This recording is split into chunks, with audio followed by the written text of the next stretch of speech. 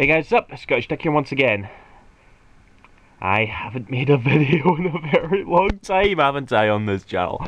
I'm sorry for that. I didn't even make one for the whole of the Christmas holidays, which is weird because I definitely had the time, but I just had nothing to talk about. Okay, and I didn't really get that many games. I got this lot here, so now I'm gonna show it off. Again, sorry for that. Yeah, video time. Here we go. Okay, right. First on the pile, we have, okay, now, I made quite an investment here, okay? Let's check it out. Okay, we have Fire Emblem, and Fire Emblem the Sacred Stones. And this is sealed, actually. I bet you're jealous. So, yeah. Anyway. The story behind getting this, right? Okay, you all know what I think about Valkyria Chronicles, right? About how it's a strategy RPG, and I can't really get into it, okay? Well, I was sort of thinking to myself, right?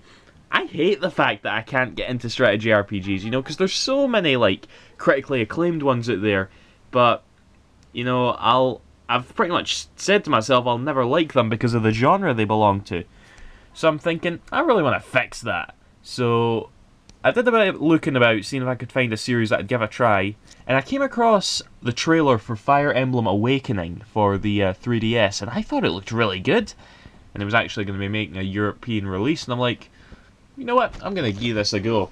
So, I got me a 3DS, and as you know, I was on the Ambassador program, so I got those 10 free Game Boy Advance games, and one of those games was Fire Emblem The Sacred Stone, so I started playing that for a wee bit, seeing what I thought about it.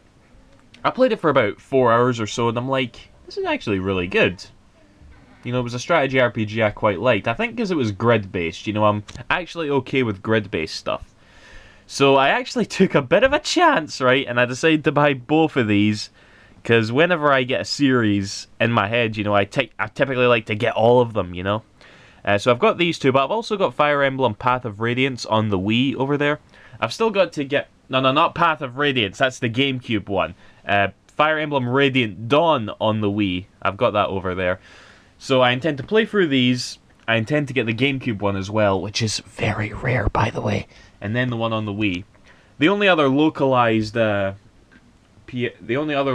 Fire Emblem game is a remake of the first one, which is the second remake of the first one after this one, so I don't know if I'll bother with that one, but we'll see.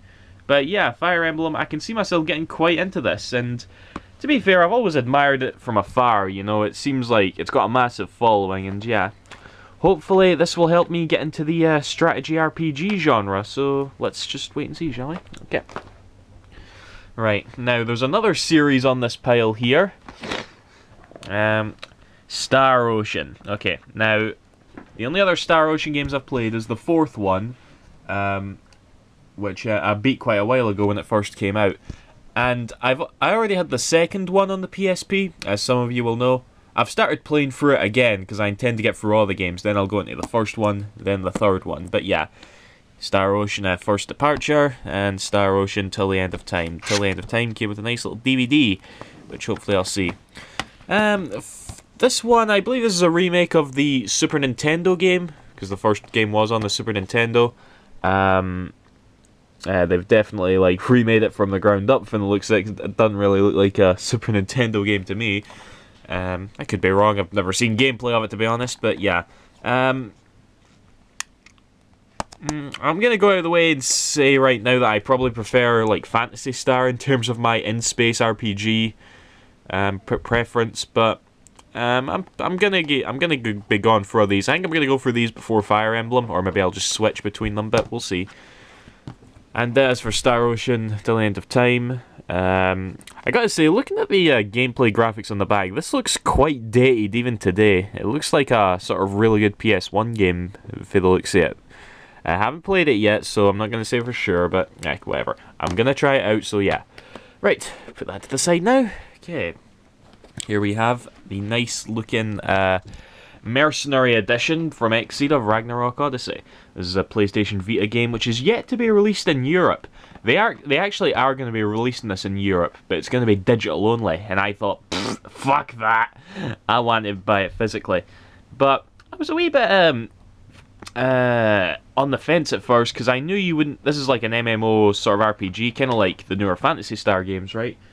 And I knew you couldn't go online with into a different region on your Vita, you know, if you imported the game. But you actually can. I played some games online. I thought you couldn't do that, but I guess you can. So if you guys want to import the game, go right ahead, you know.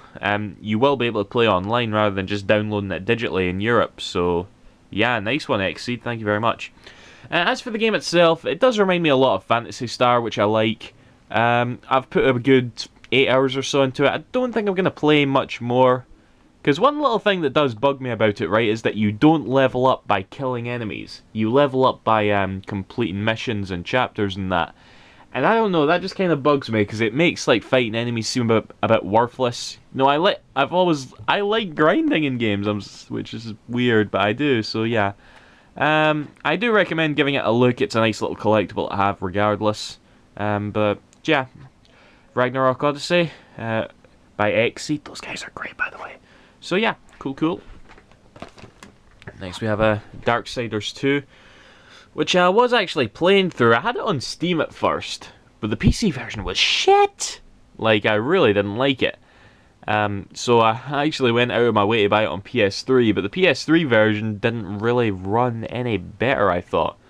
It just kind of looks a bit jaggy in general. Maybe I'm probably like a bit spoiled in that regard, because this is a good game to you know. I was enjoying it. I haven't gotten back to it in a while, but yeah, Darksiders 2 is something I really like. I don't like the fact that it's like it plasters you with ads when you start the game up, you know, telling you to buy this Steam and all that, and it's even got like an online pass in it, hasn't it? I suppose I can't complain about it too much because THQ is gone now, aren't they? That's really sad news, I know, but if their business practice was making single-player games like this, you know, where it's all over the box, so just and when you start up the games, just to spend more money in that, I can't say that they didn't see it coming. So yeah, whatever. Darksiders 2 is a good game though. I like it. Kind of sad that we won't get to play it as any of the other Horsemen of the Apocalypse, but. Anyway, and here we have Suikoden 3. This was a birthday present from a good friend Ian. Thank you, Ian. I think this is a series he wants me to get into. It might be a while till I get to it, Ian, but I promise I will, because I'm going to want to get all of them in the series, and aren't these games really fucking rare? So, yeah. We'll see anyway. We'll see. Thank you anyway. Okay.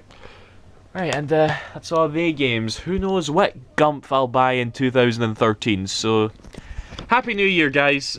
Sorry for the lack of videos again, but yeah. See you after. Thank you for watching. Bye-bye. Someone's coming in. Shut the fuck up! You ruined my video! Did I get it? What do you mean, did you get it? Was it in when I said that?